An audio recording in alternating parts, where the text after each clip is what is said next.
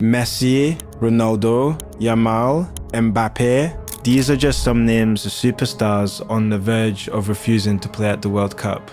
This is a decision that will ruin the tournament. It will ruin the reputation of countries, particularly the USA. Days ago, every fan on earth was counting down the days until the football greats come together and put on a show on American soil. But now, after several rule changes, pitch quality failures, and regulations implemented, everything has changed. The players are done staying quiet.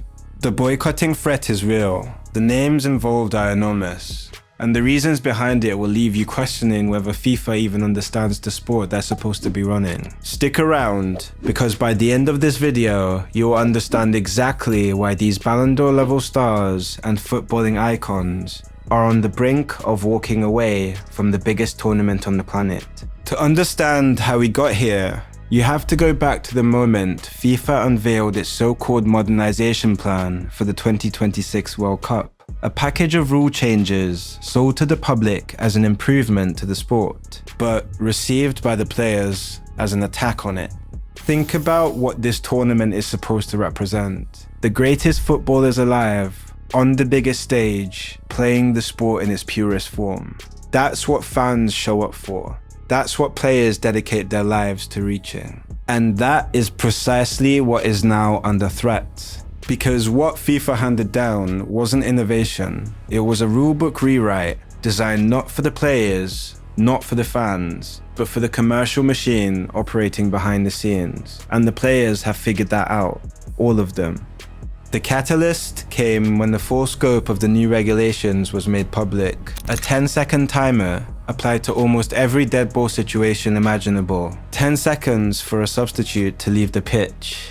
10 seconds for a throw-in to be taken. 10 seconds for a goal kick to be delivered. 10 seconds for a corner to be played. 10 seconds for everything. Let that sink in. A 10-second countdown on every single stoppage in play. In a sport that has always moved at its own rhythm, FIFA have essentially installed a shot clock, and the players are furious about it.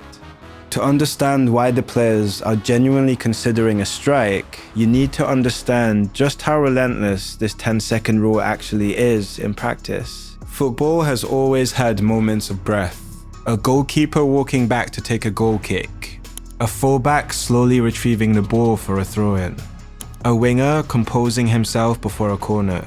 These are not flaws in the game, they are part of the rhythm. They allow teams to reorganize, players to recover, and the tactical chess match to breathe between moments of chaos. FIFA have eliminated all of that. Under the new rules, from the moment the ball goes dead, the clock starts. 10 seconds, no debate, no exception, no mercy. And if the time isn't met, a free kick is awarded to the opposing team. Players across the squads preparing for this tournament have been in open disbelief. According to sources close to several national team camps, multiple senior players have described the rule as completely insane and unworkable at the elite level. And it is not difficult to see why. 10 seconds to leave the pitch as a substitute when you may have come off injured. 10 seconds to place the ball and deliver a throw-in from a contested touchline position. 10 seconds to set up and execute a corner kick while your teammates are still organizing their runs in the box. The margin for error is almost non-existent. This wasn't a tweak. This was a fundamental restructuring of how the sport operates, and the players have not been consulted. Then came the pitch problem, and for two of the most iconic players in football history, this is the one that cut deepest. Lionel Messi and Cristiano Ronaldo are both in the final chapters of their careers. Both have sacrificed extraordinary amounts to still be performing at this level. And both of them are deeply privately alarmed about what they are being asked to play on. Several venues across the United States are not operating on natural grass surfaces. The artificial and hybrid pitches that have been installed, or that already exist in American sports stadiums, are not what elite footballers train on day in, day out. They play differently. The ball bounces differently. The footing is harder, less forgiving, and the injury risk on these surfaces is statistically and significantly higher. For a 22-year-old with a decade of peak football still ahead of him, that risk is a concern. For Messi and Ronaldo, it is something far more personal. Because every knock, every twist, every awkward landing on the wrong type of surface does not just cost them a few weeks, it potentially accelerates the end of everything they have spent their lives building. According to sources familiar with the conversations inside both camps, the concern from Messi and Ronaldo is not theatrical. It is genuine, it is measured, and it is shared by their medical teams. These two men did not get to where they are by being reckless with their bodies, and they are not about to start now, not even for a World Cup final on American soil. What happened next shocked even those inside the game who had been following these tensions closely. It wasn't just the veterans. Kylian Mbappe and Ousmane Dembele, two of the most important players in world football right now, still with years of peak performance ahead of them, made their own position known, and it was equally firm. The artificial pitches are a line neither man is willing to cross. Mbappe, who has spent his career on the pristine natural surfaces of the elite European game, has made clear through those around him that he has no intention of risking his body on a fake pitch at a World Cup. This is a man who has already dealt with injury complications that cost him critical moments in his career. He will not be adding to that list by playing on a surface that was designed for American football, not the beautiful game. Dembele's position mirrors that of his international teammate, a player whose career has been interrupted enough times already by physical setback. Dembele is clear-eyed about the stake. He reportedly told members of his inner circle that asking a player to compete at the highest level of international football on an artificial surface is simply not acceptable, and that he would not be the one to accept it. Together, these four names, Messi, Ronaldo, Mbappe, Dembele, represent an almost unthinkable concentration of talent and influence. When players of this magnitude speak in unison, the world listens. And right now, they are all saying the same thing. Here's where things get truly complicated, because the player anger is not just about the pitch surfaces or the 10-second timer. There is a third issue, and this one implicates FIFA directly in a way that is difficult to defend. Water breaks have been introduced into the World Cup schedule. On the surface, that sounds like a welfare measure, a thoughtful gesture toward player safety in the American summer heat. But according to multiple coaching staff members across competing nations, that is not what this is about. The water breaks exist to create additional advertising inventory. FIFA needs breaks in play to run more commercial spot. The water breaks solve that problem neatly. They stop the game at regular intervals, they are dressed up as a player welfare initiative, and they allow the broadcast partners to fill the gaps with paid advertising. Everyone profits, except the game. Because here is the thing about football. Its beauty is in its continuity. The rhythm of a match, the building of pressure, the momentum that shifts and swings across 90 minutes.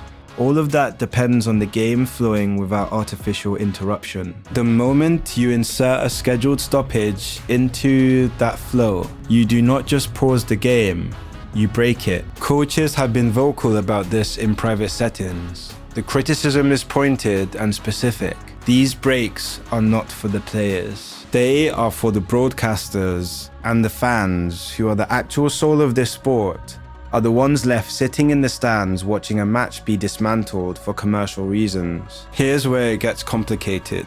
Because the players wanting change and FIFA being willing to deliver it are two very different things. The organization has invested billions into this tournament. Contracts are signed, broadcasters are committed, sponsors are activated.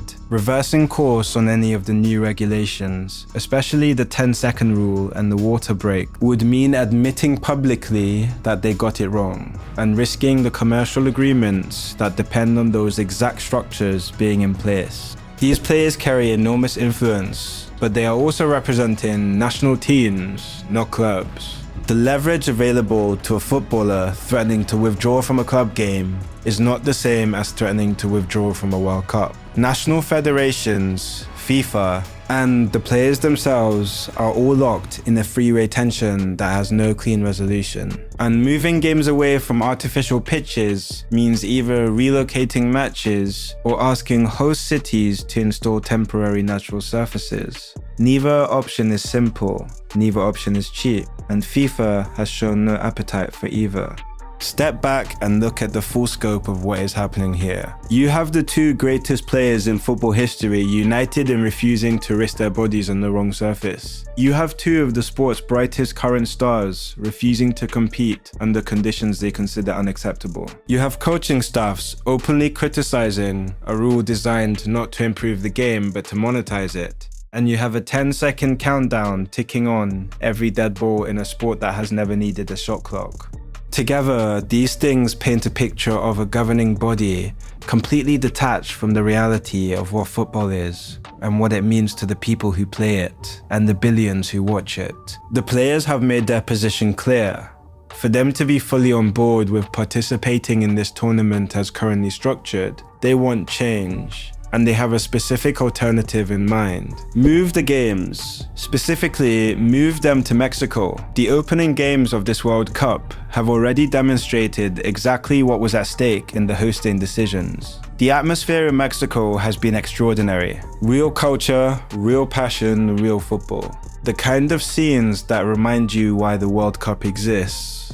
Not as a commercial product, but as a celebration of the sport in its most human form. The kind of scenes that make the difference between a World Cup you remember for decades and one that fades from memory within months. The players have seen it. They have watched those opening games and felt the contrast acutely. Packed stadiums roaring with genuine emotion, natural pitches, a football culture that has been waiting for this moment for years. Against that backdrop, being asked to play on artificial turf in a stadium designed for the NFL, under a 10-second clock during scheduled ad breaks, it looks even more indefensible. The demand is not unreasonable. Mexico has the infrastructure, the stadiums, the passion, and the natural grass surfaces that the world's best players deserve to compete on. Relocating key matches, or in a more drastic scenario, having the players simply refuse to participate in games staged under the current conditions, is a very real possibility.